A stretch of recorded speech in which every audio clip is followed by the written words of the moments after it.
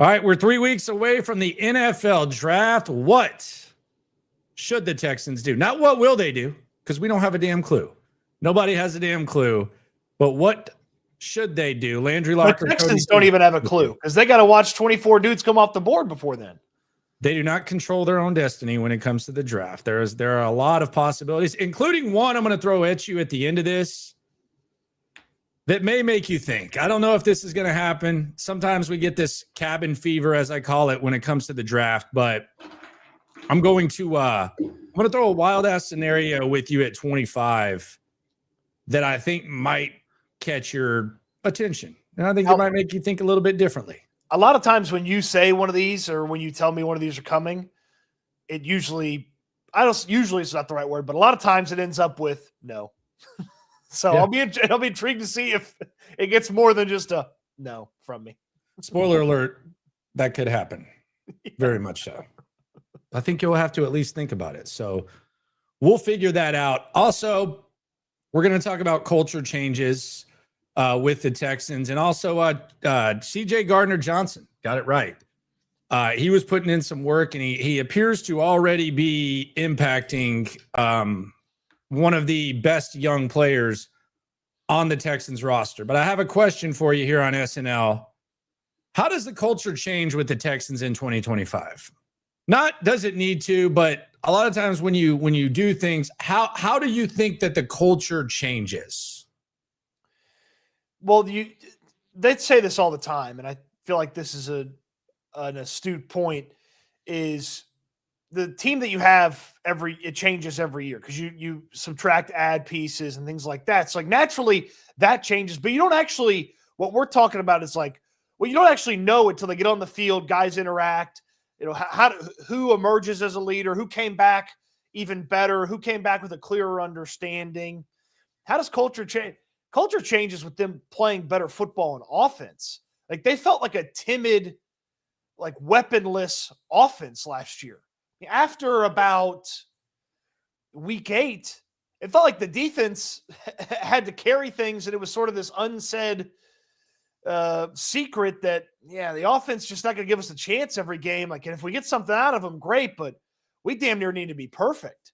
So I would tell you that just the feel and just, listening to some of those offensive leaders, however many they have, is going to be a little bit different and feel a little bit different in that locker room when they actually can score some damn points.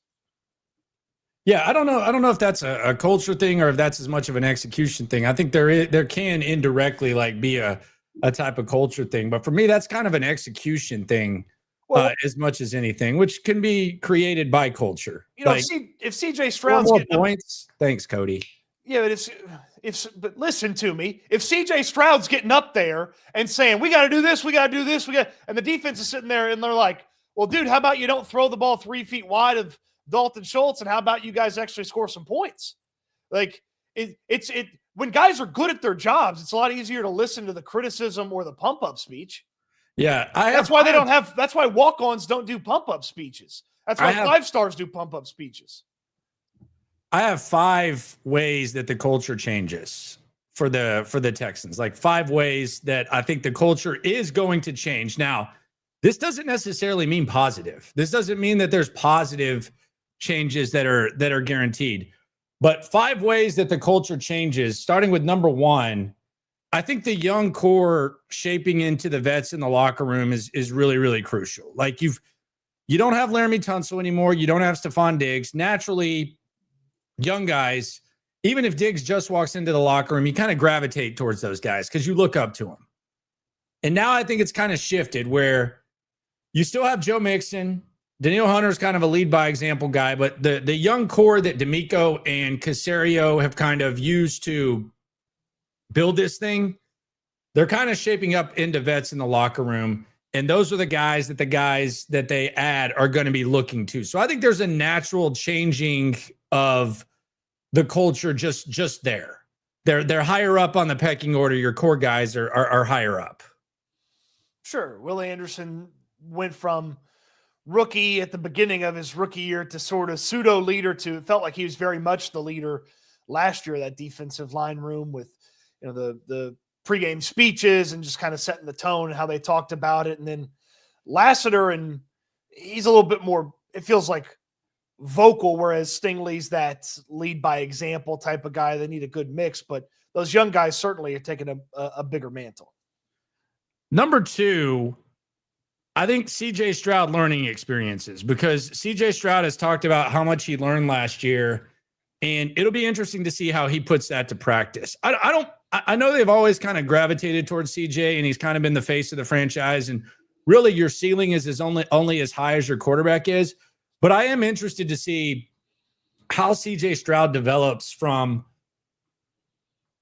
I don't know if we call it easy in year 1 or whatever. Like he even kind of tiptoed and then to being more difficult in year 2. Like, how does CJ Stroud shape up? Because this is the last year that CJ Stroud is going to play where he's not eligible for an extension.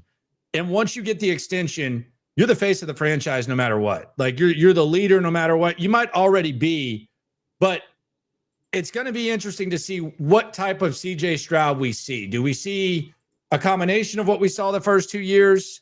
Is it closer to the spirit that we saw in year 2? Is it closer to the spirit that we saw in year 1? It's going to be some sort of change, and there's multiple ways in which it can go. And this is probably the most significant way that culture will be impacted. Well, it didn't feel like he learned a damn thing from year 1 to year 2. And he told us all this stuff that he did learn, and then he didn't do any of it. Hey, I'm going to take what the defense gives me. And then he promptly didn't do that for most of the season. So that's definitely a big one because, again, it's easier to listen to leaders when they're really good. And if CJ Stroud could bounce back from the poor second season compared to the first season, then it'll be easier to hear some of the stuff that Stroud has to say. Going to the super chat here on SNL, Landry Locker, Cody Stoots with you. We have a 2-piece combo from Wags. Swarm. He says, I think they're focusing on the work on the field. Yeah, we'll get to that in a second. There's already some field work going on, and it might be connected to kind of this iron sharpening iron culture that D'Amico Ryans often speaks of. He says, great seeing y'all. My distraction from work. Glad we can distract you. Just make sure that you still get your work done, my friend. Multitasking is a very important key to life these days. Devin F says, been a while, boys. Glad I caught alive again. Hey, every day, 4:00. And then whenever news pops up, we're here for you. And if you don't catch the live, subscribe to the podcast, or also go back and watch it on YouTube. But we very much appreciate you for being here. Number 3, the Nick Caley impact. What does that mean? Is this going to be Patriot Way type of stuff? Is it going to be Rams type of stuff? It's not Bobby Slowick. And the offensive line appears that they're going to have a little bit different mindset. They're damn sure going to have different people. This is the biggest besides CJ Stroud. And I think you can actually connect CJ Stroud to this, obviously. But however Nick Caley impacts this culture, that's going to be very, very significant as well. Because if they play offense like they did last year, they're not gonna go very far. And quite frankly, if they don't have a significant improvement at offensive coordinator, then you start to have some serious questions about D'Amico and Caserio as well. Not saying they get fired, but you just start to wonder, okay, what gives here? The thing for Nick Caley is he going to operate in a similar vein to Bobby Slowick and just be better at it? Or is he going to change the way they go about things wholly and totally from an offensive perspective? And that's the way that really you kind of – because imagine if you had somebody who did things Bobby Slowick's way was actually good at it. That could be Nick Caley, or maybe he's going to do it all his way, tear it down, get it going from, the base and build up on it. And then that's definitely the culture change, because you just think about how much work these the defensive players do too. But think about how much work the offensive player remember how Bobby's a great teacher. He does that was a big conversation point in the first training camp. And I think Dalton Schultz was one of the ones that said it. And then in year 2, he stunk.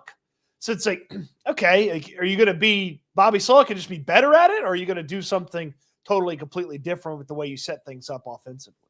Yeah, and that the year 1 to year 2, and that's the other thing about Nick Caley. Like, I don't want to say you have a shield up when you start evaluating, but you're kind of learning about him, and he's not going to be a finished product year 1 no matter what. So we figure out what it looks like. I said yesterday, the 3 scenarios for Nick Caley. What if he's awesome? What if he's okay? And then what if he's terrible?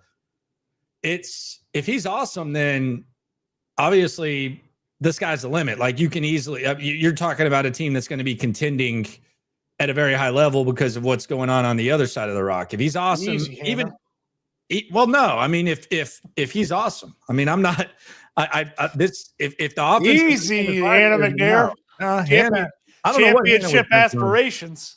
I don't know what Hannah was drinking on, but but if he's awful, then that's like something you don't even really want to entertain. But I think he can be okay in an unfinished product, and this team still be pretty good just based on the defense.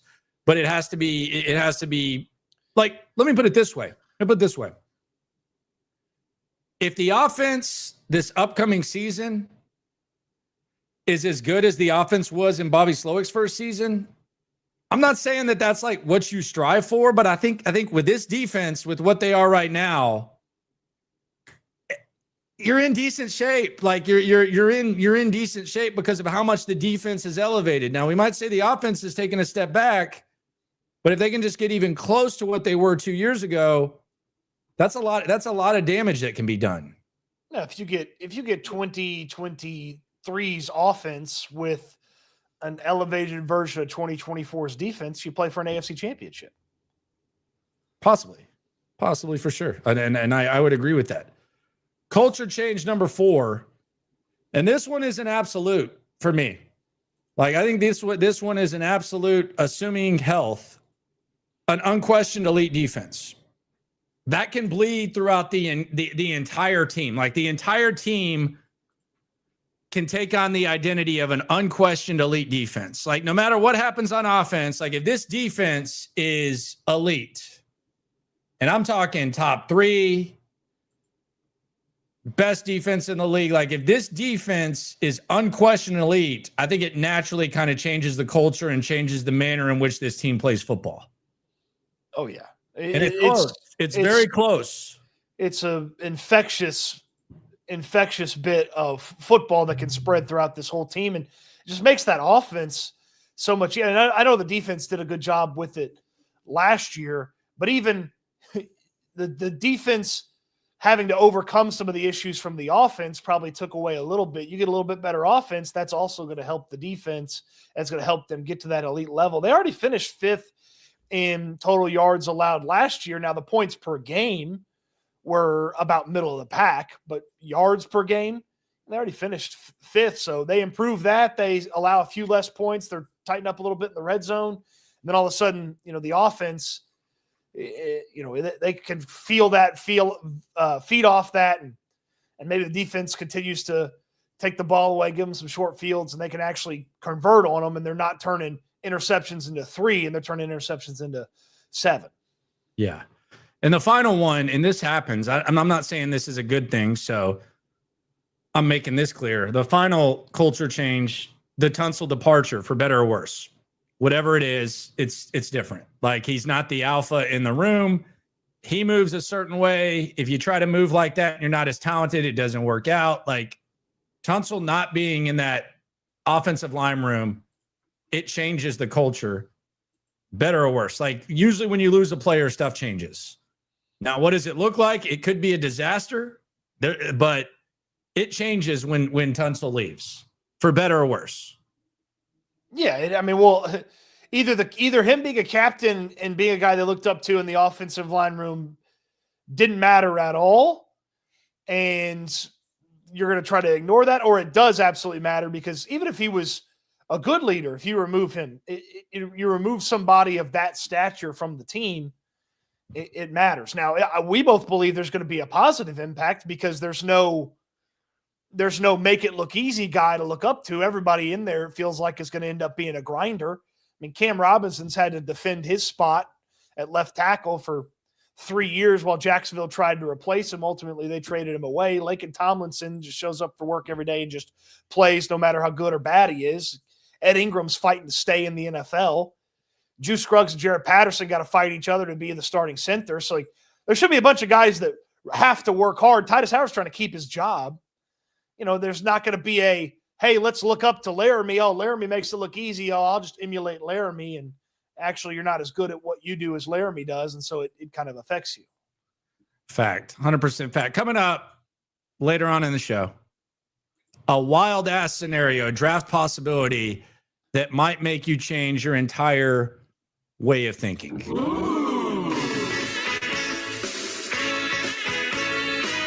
Saved by the Bell tease, baby. I was wondering what the hell that was. You never watched Saved by the Bell?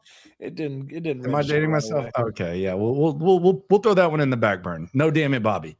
Herman on the soup. If our defense gives a meh offense a short field to score on, it can mask a lot of issues. We saw that last year when the defense was good, kind of flirting with being elite. We saw that last year many times where they provided them with opportunity. The Miami game is the one that comes to mind. In the Miami game, I mean, they were shortening the field during a struggle at an extreme level. So, yeah, I think the defense can definitely help you, no doubt.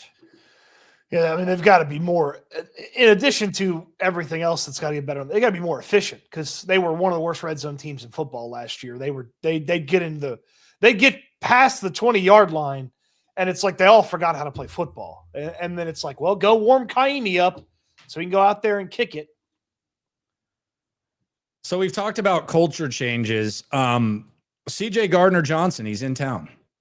And he is a guy who he's never afraid to talk some smack. And he actually has a YouTube channel. I think it's a recently developed YouTube channel. And he put up a video. And I think everyone in this chat should go. We got it in the description. You should go to the video and tell him he should go on SNL. Say, CJ, it's the best daily Texans podcast. It's a live stream. These guys are going to be in the locker room. You need to go on SNL. So tell CJ Gardner-Johnson that. We'll figure it out, but we'll just show you a little video. I know it's it's off season. Off season workout videos are nice. There's also a message from Kamari Lassiter for the people. Here is the video that I thought was pretty interesting and kind of shows perhaps. I don't know if I want to say this is a culture change because I feel like the DBs are always like this. Maybe it's an increase. Maybe it's like an embarrassment of riches when it comes to the energy. It's a culture continuation. It's a culture continuation and perhaps a culture escalation. Here's CJ Gardner-Johnson and Kamari Lassiter getting some work in. I'm here, last one, third down, push up, zone 9. I'm going to give it to you, make it hard on us now. You ready? Feel like they got the CJ's in the black. Now they got enough yardage, they can got space. That's Kamari right there. You want to give it to him. He want to give it to him. Which way we going? I appreciate how competitive Gardner-Johnson is. He want to give us a perfect one. He hating on us, chat. He hating on us, chat. Which way we going?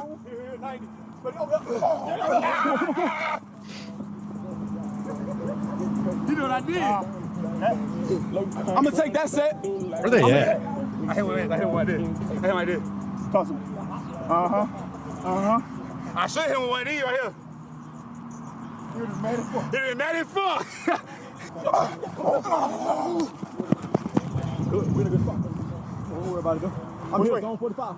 Zone 45. Yep. Zone 45. Let's go. Zone 45. Let's go. No. Second down. Ready? I'm saying, that's on me. I guess Gardner-Johnson messed up there. False start. I like that. Zone 45 right here. You set. I got hold on. Wait a minute. Check. New play. Hey, face me. Is this in Houston? It looks like it to me. I think that's right there on the other side of Richmond. Down opposite of Whole Foods. I think those are the two buildings across from Whole Foods. Like the apartments. I think it's that school right there. Zone 45 on the break. Second down. Yeah. There you go. I don't know, but I'm already tired watching these guys. They've worked out more in 2 minutes than I've worked out all month. They're still getting it in. And then we'll get the message from Kamari. So now they're just catching passes. See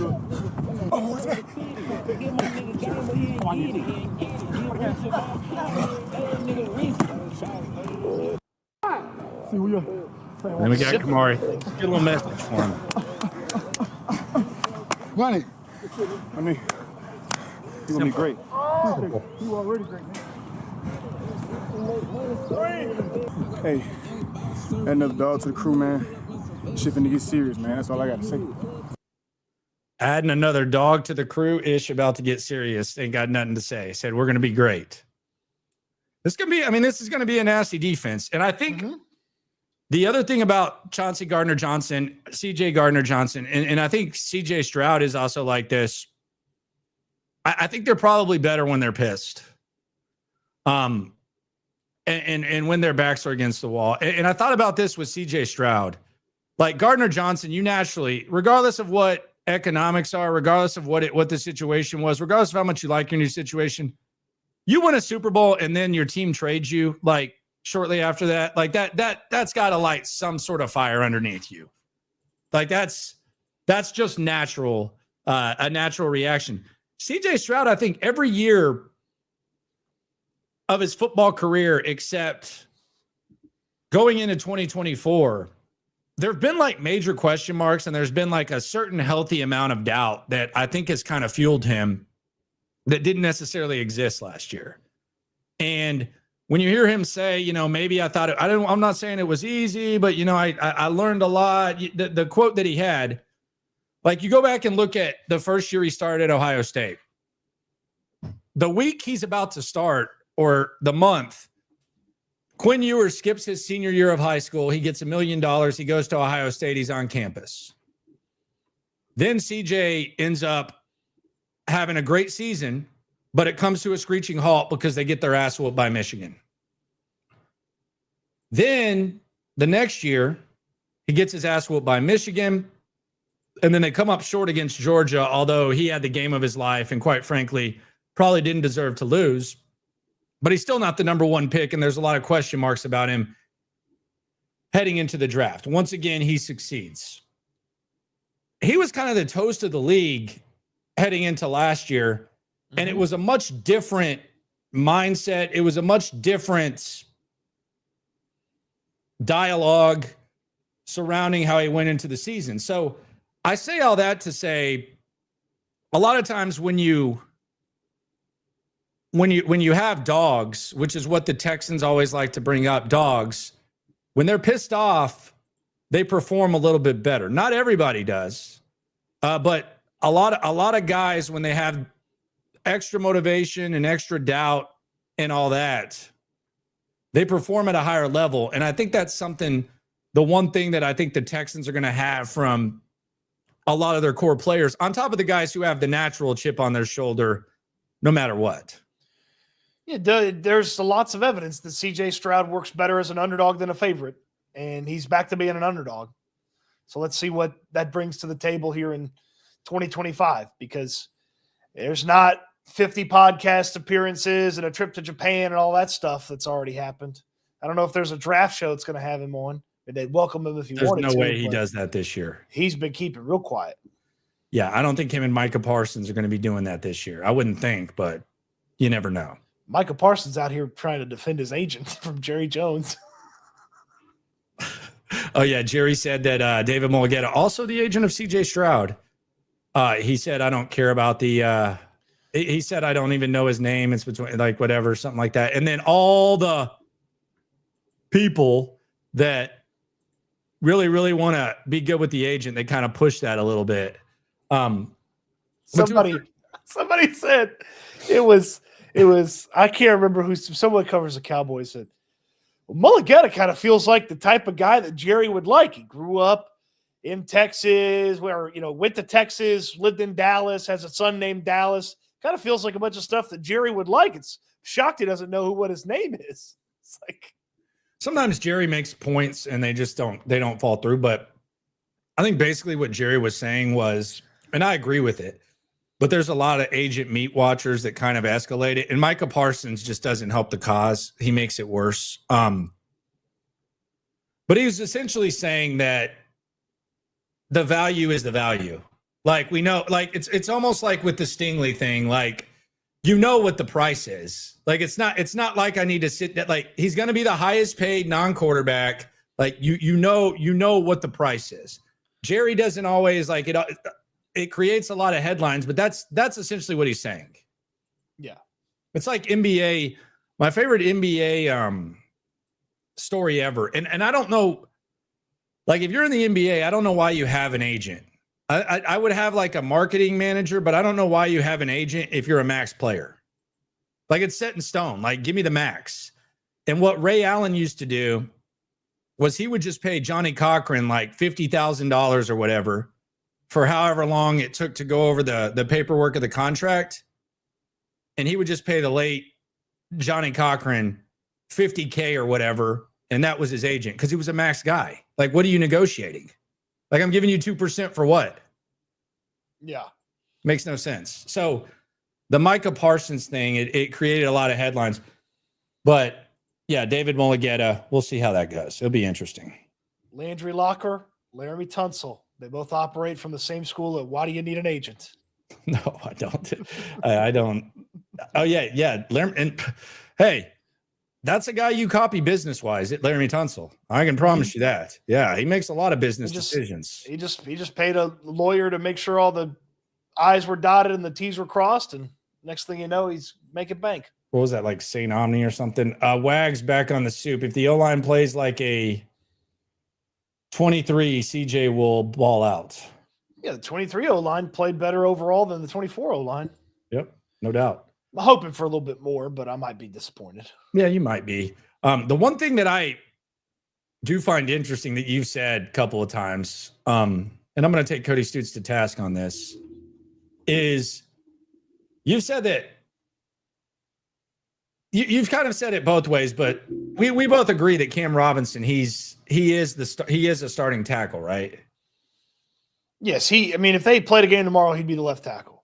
Okay, but like no matter what, he's starting, right? I would say there's a very small sliver of a chance that he's not starting. You'd have to have somebody. It'd have to be basically. Kelvin Banks Jr.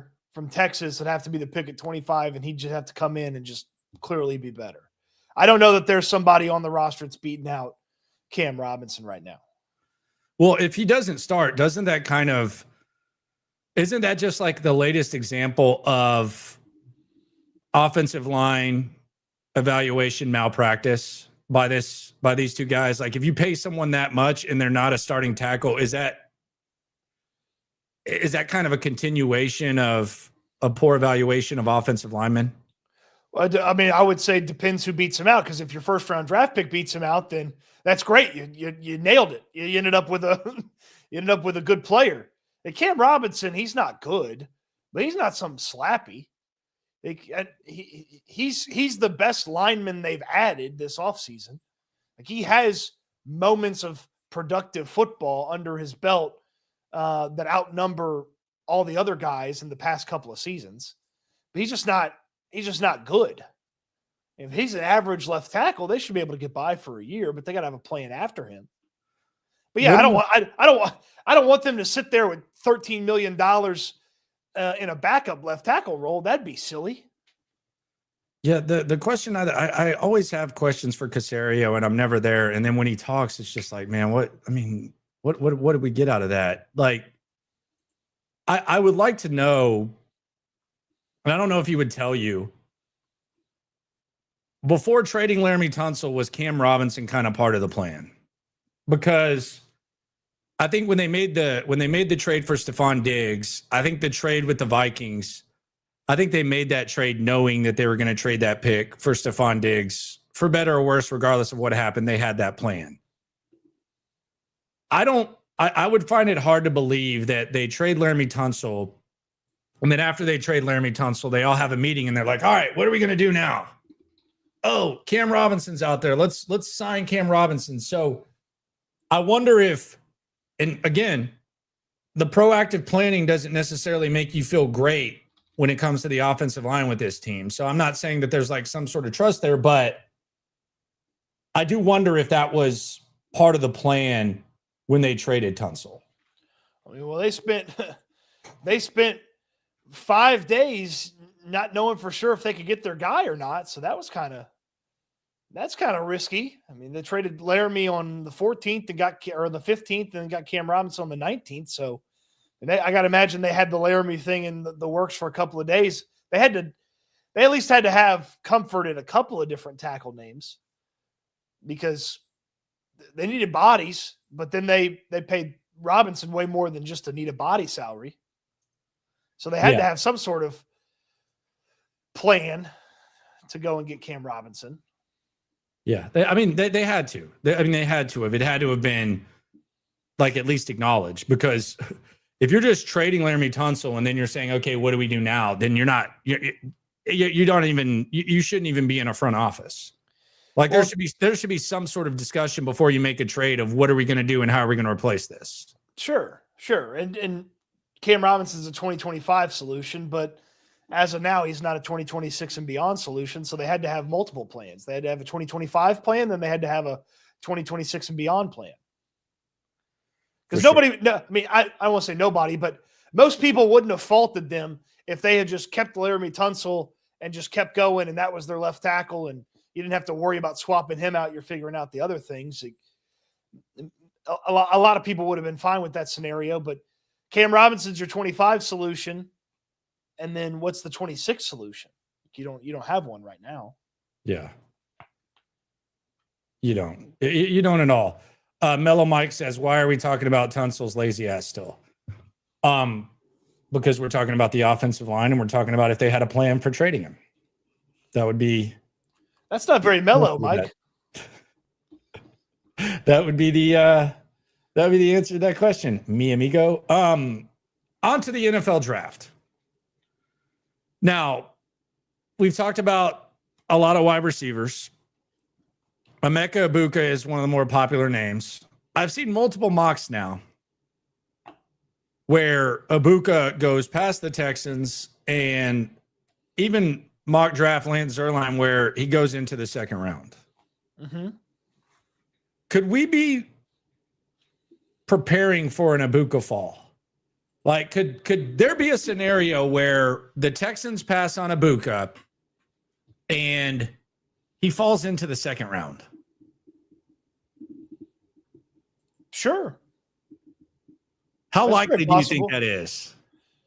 I would say it's the more likely scenario is he is a late first round pick. That is the more likely scenario. It is less likely that he makes it to day 2. I feel very strongly that he's going to be a first round pick.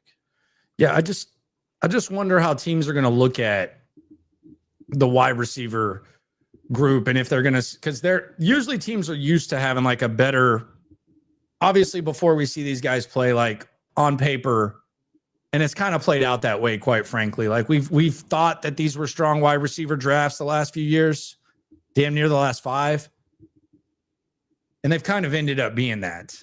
And this is kind of the first time in a while where that's not the case. So I wonder if they're looking at this as, well, normally there's a ton of wide receivers, so we're not just going to take a guy just because he's the best of the group, and we could see more value. So when you talk about guys falling, we've talked about McMillan, we've talked about Egbuka, and a lot of times this gets dismissed immediately on draft day. That's the beauty of it, is this is all just dialogue. But I do wonder how teams are going to look at these guys, that the quality of player is not what they're used to scouting at this point in the draft. I don't know. Do teams think that way? Do they say like, well, this guy's not any good compared to last year, I can't draft him here, I'll go draft somebody else? I think the Texans do. I think the Texans kind of do, because I think like it's not directly proportional, but I think there's times where the Texans say,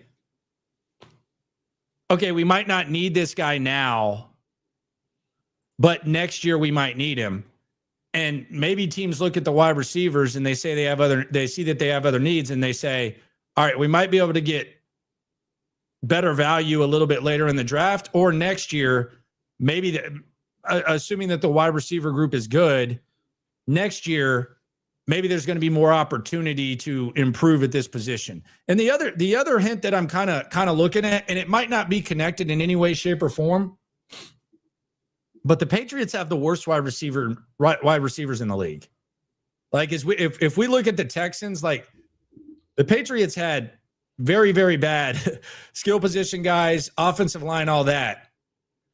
And signing Stephon Diggs at the point in which they did for pretty much a 1-year deal. It's pretty much a 1 year, not pretty much, it is a 1-year deal where basically they can go year to year.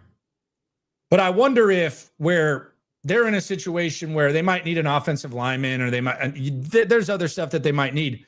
They just decided, okay, we're going to take Diggs because none of these wide receivers are worth taking here.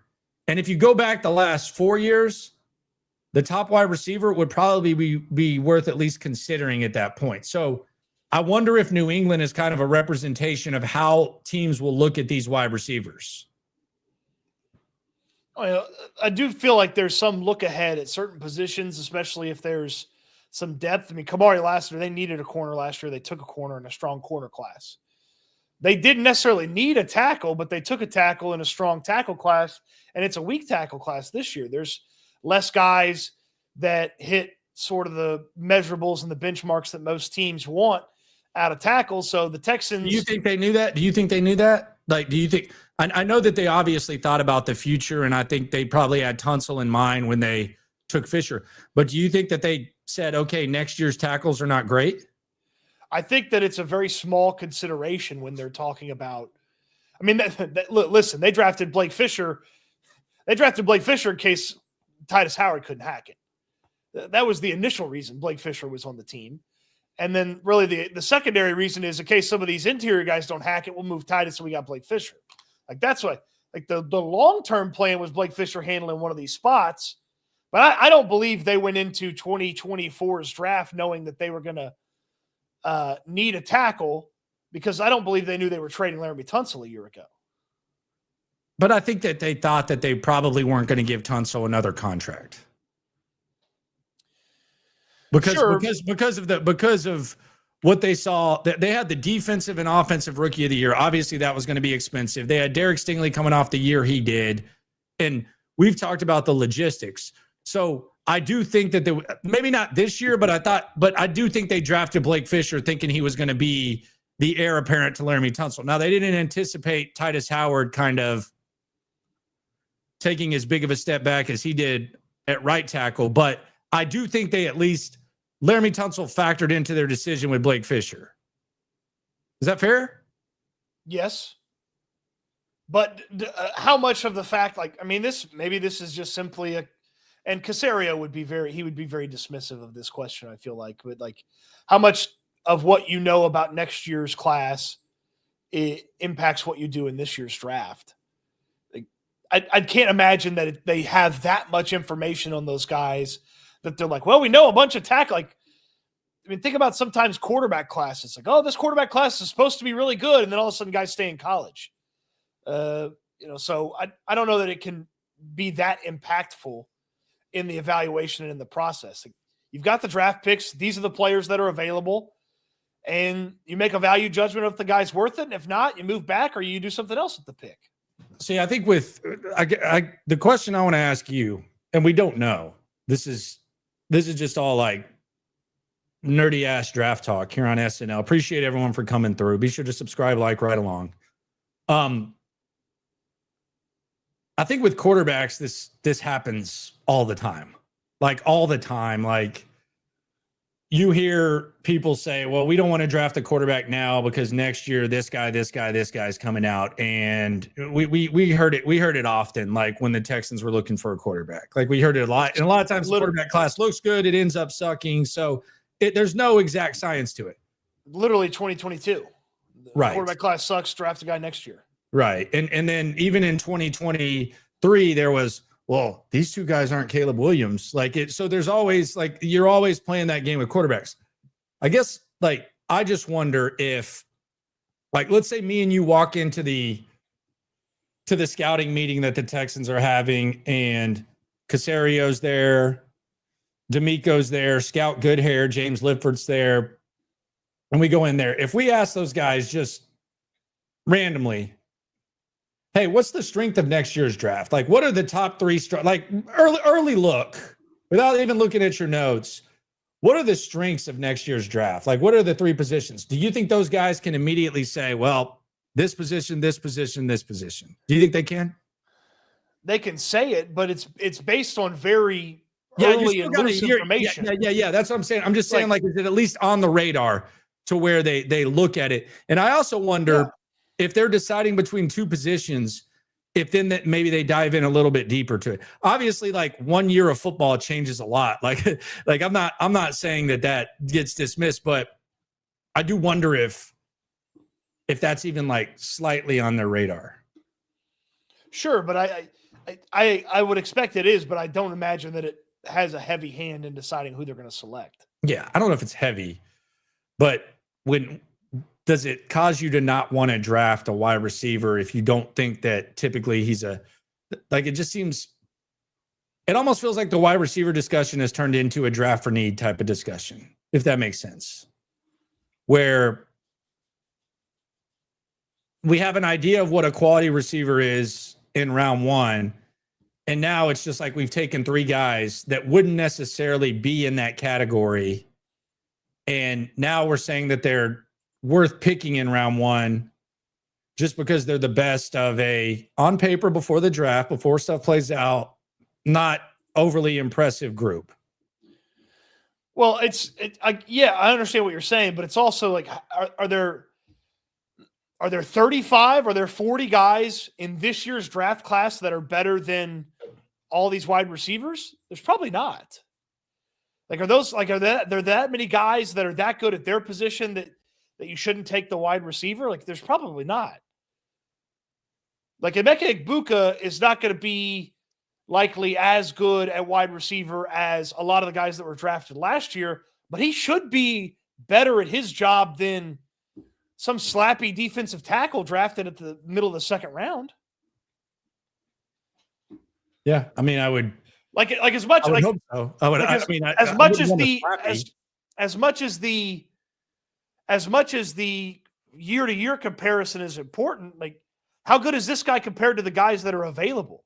Because unless you can just turn the 2025 pick into a 2026 first rounder, but nobody wants to do that. You need players on the team now. So I asked my guy at Ohio State, who I trust more than anyone when it comes to like information about players, and I asked him about Egbuka, Henderson, and Judkins. And it's Bo Bishop, drive time host there. He'll tell you anything Buckeyes, and he's like my main Ohio State reference. And I asked him about those three. Would you like to hear what he said? Yes.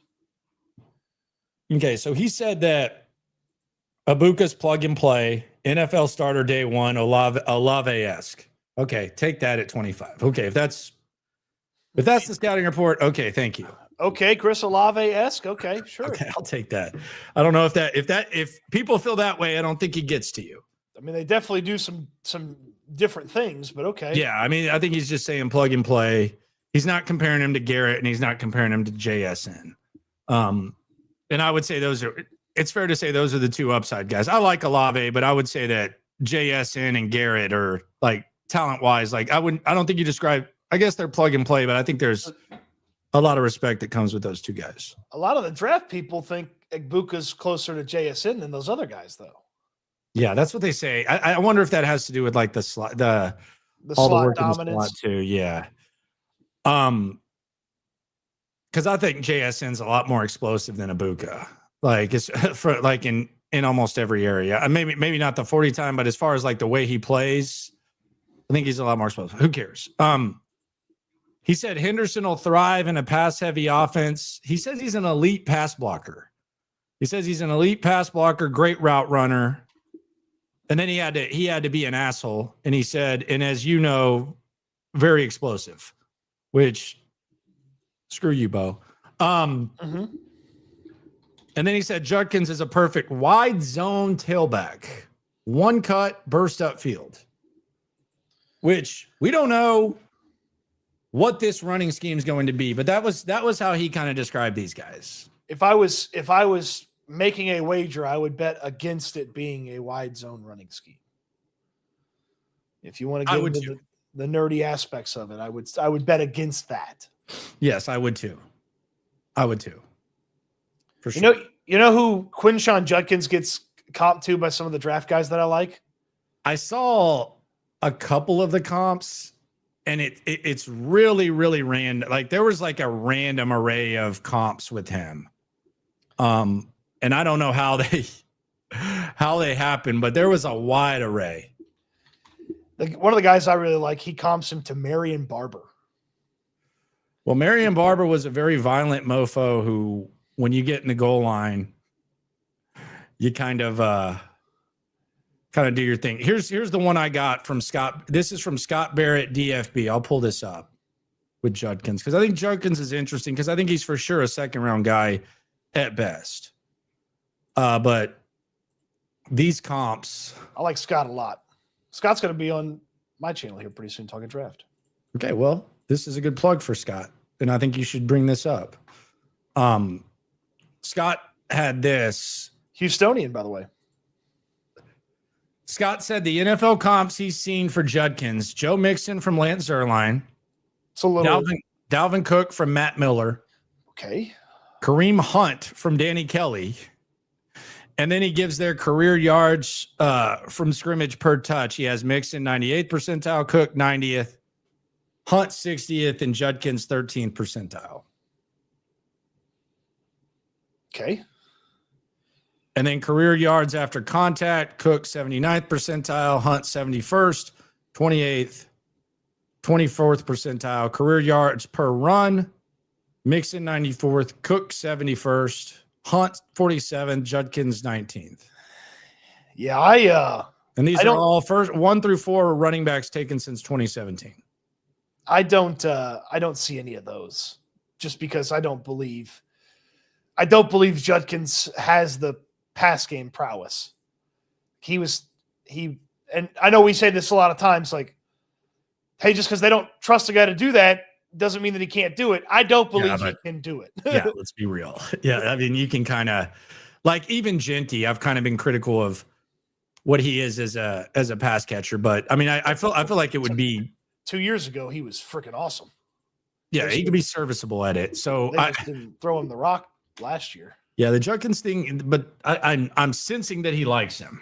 But Judkins kind of, I mean, but if it's that scheme, then maybe it doesn't work for you. So yeah, I mean, my big thing is outside of probably Hampton, obviously Genty, and maybe Caleb Johnson, the running back from Iowa.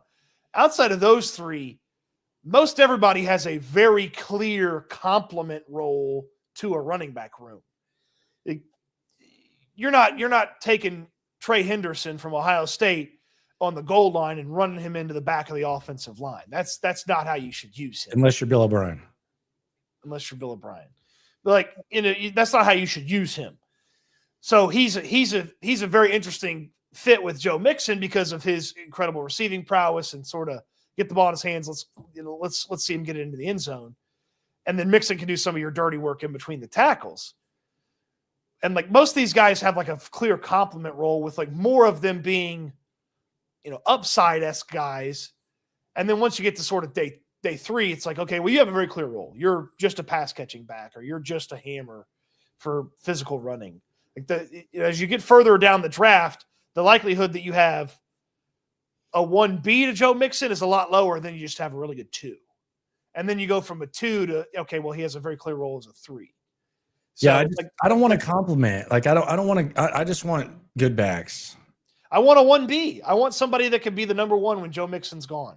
Yeah, even if it's a different style. Like, I just want good backs. I don't want to try to.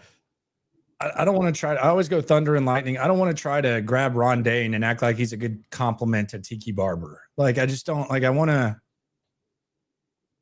Like, you mentioned Marion Barber. Like, the Cowboys decided that Felix Jones was going to be the perfect complement to Marion Barber. That wasn't the case. Like it's just get the best back. Now Jamal Charles did end up going a little bit later in that draft, but that's neither here nor there. Back on the soup, Wag says, if Ibuka falls, do you grab him or draft need? I think Ibuka is need. So I think those things are connected. Like if Ibuka falls, maybe you take him, but if you're going to draft need, wide receiver is need. I don't think there's much above wide receiver when it comes to need. I don't think Ibuka's a luxury pick. I just can't sit here and believe that NFL teams, Texans or anybody else, really sit there and they say, okay, 250, 60, whatever guys are going to get drafted, and let's put them all in order, and let's figure out who the undrafted guys would be. I just can't believe that when they start to organize it, put it in order, and they get their magnets out with the guy's name on it, and they put it on the whiteboard and put it in the order that they want. I just can't believe that what their 2025 roster needs isn't present in the front of their mind to the point where a guy that plays a position where you look and you're like, okay, we don't really have a lot of options.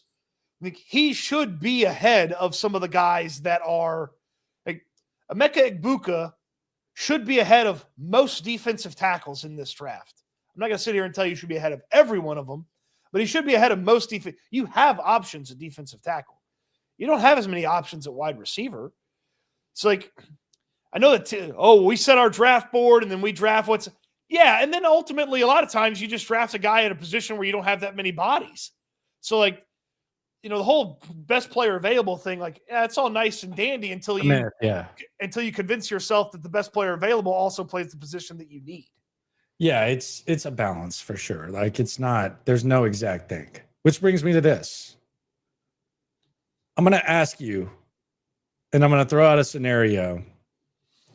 First, I'm going to ask you, like, what guys could you see falling that we don't anticipate? Because we've kind of touched on this. Like, what guys in this draft could you see falling? We'll put the quarterbacks to the side. Okay. Who could you see falling? Just name some guys off the top of the head. It's not a prediction. It's just like you could see it. Happens all the time. Mike Green, the defensive end from Marshall. Malachi Starks, the safety from Georgia. Kenneth Grant, the defensive tackle from Michigan. And that would be one where kind of like, I think the Texans might have to lock D'Amico Ryans out of the room if that happens. And for Tyler Booker from Alabama, a lot of people believed when the process was going to get started, he was going to be a first rounder, but I haven't seen hardly anybody put him in the first round with the exception of Daniel Jeremiah. Jeremiah likes him a lot, but most every other draft, Nick, feels like he's a day two guy, which if you were able to get a player at, say, 25 that was a wide receiver and you got Tyler Booker in the second round, like, I'd sign up for that today. See, I could see any wide receiver not named Matthew Golden falling. I don't see Golden falling too far. So I could see any wide receiver. I think the possibility of running back is always there. Although I do think there's a healthy amount of respect for the position after last year. And I do think Sean Payton and Jim Harbaugh are candidates to perhaps go back because they like that hard-nosed style and they would love to get their workhorse guys. So I could see wide receivers. I could see running backs falling. I mentioned the mock drafts and I mentioned the Ibuka question, and this is kind of motivated from that as well. And I just want to ask you, like, how do you approach this if you're the Texans, and do you just completely dismiss it? So I've seen 2 mock drafts now in a row where this guy falls behind the Texans. I don't think this is going to happen. I think it's actually kind of crazy that it does, but crazier things have happened on draft day. What if Jahdae Barron out of Texas falls to 25? What do you do? They would pick him. And I would have no problem with it, quite frankly, because I think he's the best corner in this draft. I think Travis Hunter's the best receiver. I think Jahdae Barron is the best, not just corner. I think he's the best defensive back. And if you watch the way that he's used, he's lining up in the nickel. He's lining up on the outside. He's lining up at safety. Yeah, this would give you perhaps, and I think this is unbelievable to happen, especially with where it would have happened. But this would give you perhaps and I think you can almost bet on it. You'd have the best secondary in football. Well, you'd also have the best corners in consecutive years of the draft when drafting 25 in the second round, which is all about opportunity. I don't think this happens. I think there's a chance he goes top 15, but we're not talking about cornerback. But if Jahdae Barron, who can play anywhere and everywhere, and you have corner depth is kind of an issue, if he falls to 25, I think you almost got to do it. Well, you do it, and you can play him inside, or you can play Lassiter inside, or you can mix and match, and and then you've got a backup in case injuries pop up at cornerback, and they would draft him. They would draft Jahdae Barron. Yeah, and then you have a situation where if Stingley plays out, he has 5 years of eligibility, and then Lassiter has the 3. Like you have like the perfect plan. You can't have enough corners. Like let's just look at it this way. There's a reason that whenever the Texans have 2 good receivers, you're still saying they need a third. Because I don't even know the numbers. You're probably better at this than me. Like what percentage of the time are three wide receivers on the football field at the same time? That's like normal. More times than not. That's the way football's played now. Yeah. So if you have a really, really good corner, and I don't think this happens. I've just seen it happen twice in mock drafts, and I'm just like, good Lord. Like I know that defense is kind of I'm the one that the head of the D'Amico with no O type of thing, but sometimes opportunity presents itself. We started the show talking about these DBs working out together and stuff. I mean, if that falls, you got to do it. They would draft him, yes. Yeah, you have to. But I don't know the likelihood of it. I don't think it's high. Stranger things have happened. I have a hard time. I mean, the weirdest team for me that I can't figure out what they're going to do, and they could take like 25 different guys, and I'd be like, yeah, it kind of makes sense, is the Raiders. Like, yeah, I can see them taking Genty. I could see them going. I don't think I see them going D-line because they paid max and they made the pick last year, 2 years ago, whatever it was. Tyree Wilson, and they paid last offseason. They paid the defensive tackle from Miami. Yeah. Do you eliminate Shedeur Sanders because of Geno Smith? No, I believe Shedeur Sanders is going to the Raiders. Yeah, that's the interesting thing because Pete Carroll said they're working on an extension, and I was like, okay, why? But he got it today, so he's locked up for the next 3 years. But yeah, so Shedeur's going to sit there for 3 years. No, Shedeur sits there for 2. They get rid of Geno before the 3rd year happens. What did he get? Too much. But no, like I'm thinking about what the Raiders could do at 6, and like they could take Barron. Honestly, they could do a lot of things. They could do anything. They could take Genty. They could take one of the offensive linemen. They could take Tetaroa McMillan. They could take Tyler Warren. They could take Sanders. They could take the Michigan corner. They could take Barron from Texas.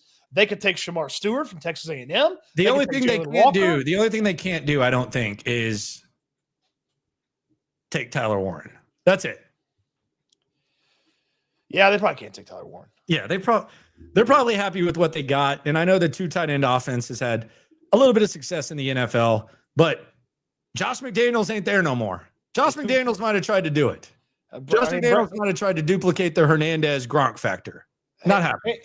I mean, whoever the fake general manager is walks down the hallway and is like, Mr. Brady, what would you like? It's like, well, I had a lot of success when there were 2 tight ends. So we're going to take Tyler Warren and Brock Bowers, which, by the way, would be terrifying. Yeah, how are you stopping them? Like you might be able to slow down one of them. Yeah, I'm with you on that. Which RB do you want in round 2 to 4? Henderson. Henderson's your favorite guy, right? Probably Henderson, yeah. Round two, I want Henderson. Yeah, Henderson. I don't know that there's a guy really that I like a lot in round 3. That feels like a sweet spot for. What about Scatterbo? I would probably take him in round 3. Okay. I don't believe he's going to get there, but I would take him in round 3. Scatterbo, round 3. And then in round 4, I mean, you could name a bunch of different guys that I'd like in round 4. I mean, I'd like Harvey from UCF. I'd like Neal from Kansas. I'd like Martinez from Miami. There's a couple of different guys from round 4 that make sense. Yeah, I hope it doesn't get to that. I hope they have a back before then. But you know how I feel about that. I don't know where they're. I got to kind of remember, and it's going to take me a minute to kind of think about it. Like, they just have so many other different things that feel like they're going to fit, unless they just go Pats with the O lineman and they just draft guys in the middle of the draft. I just don't know how they're going to end up getting everything they need if they get a running back early. Tiemann says, as a huge Caserio fan, if he messes up the O-line again, should he be on the hot seat? I mean, it's like a chef that can't cook eggs. It's one of the most basic things that you need to know how to cook, and for some reason he can't cook them, but he does a lot of other stuff really well.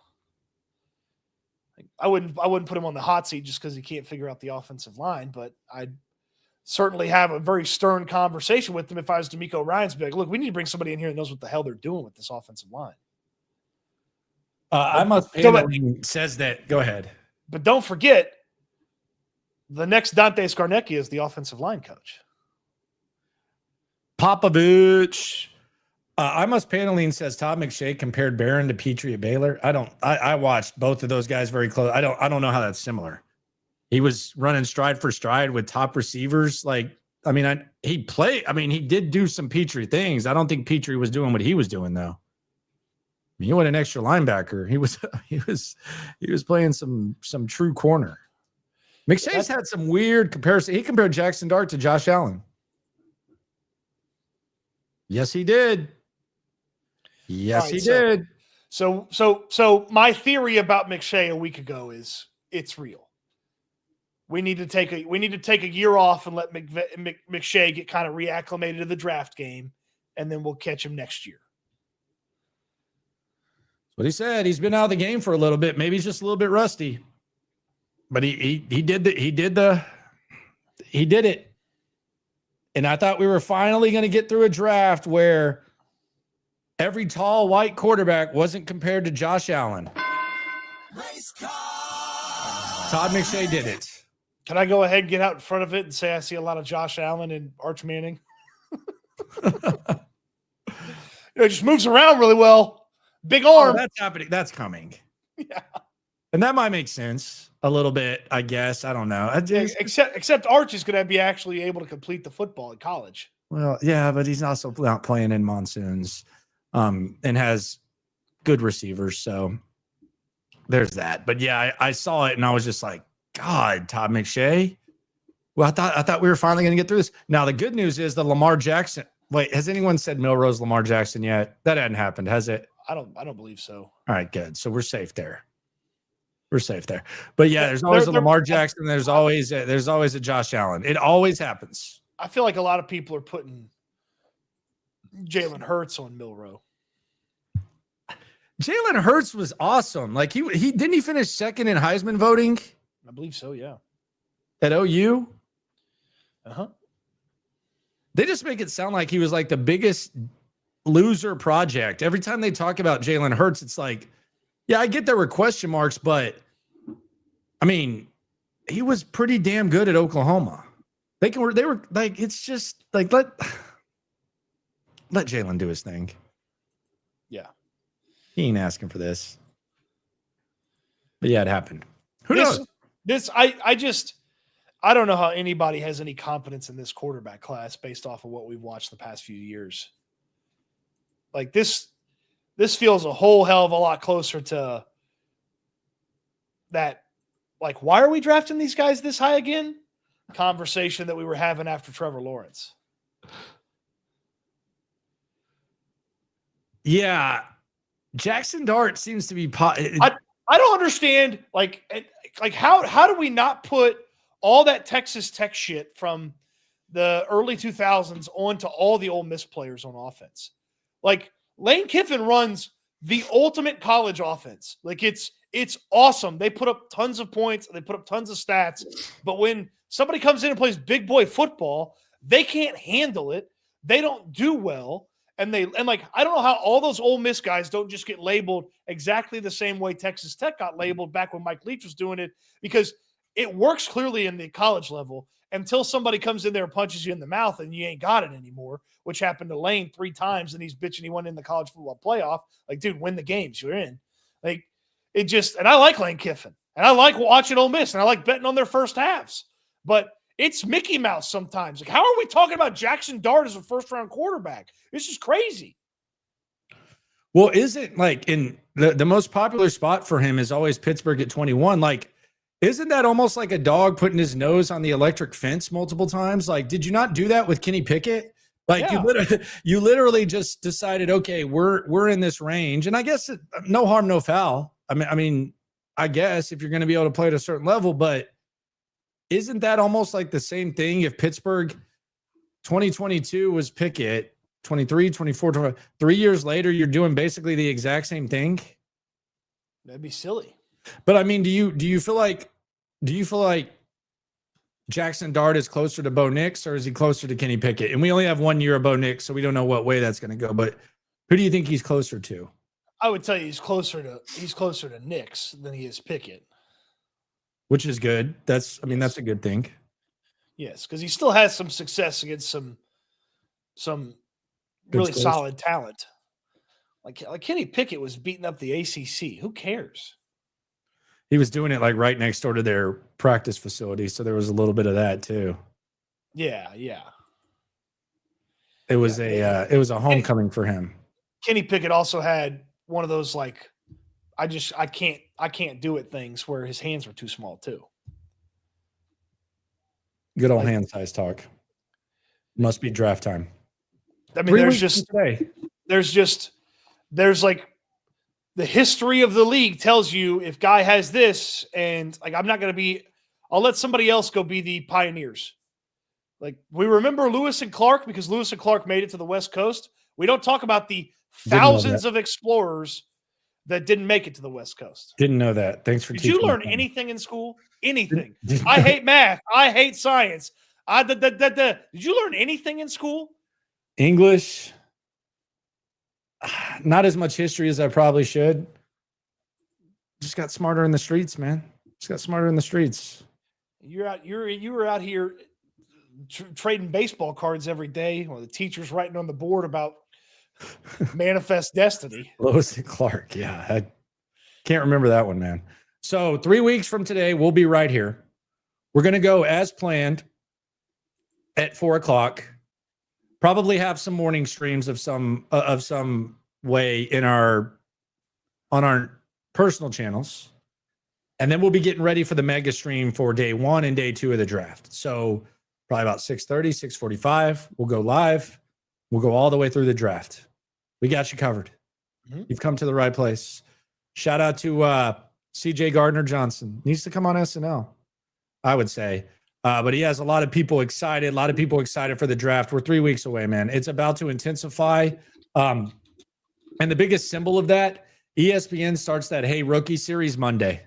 That's when business really picks up. It's leading every sports center. Let's feast. Appreciate y'all for coming through. Subscribe, like, right along. Always remember, when it comes to this Texan stuff, during draft month, we're all in it together. Lewis and Clark made it to the West Coast, and when they finally got there, they ate good, they slept good, and they were good. We'll talk Texans again with you soon. Thanks for watching, everybody.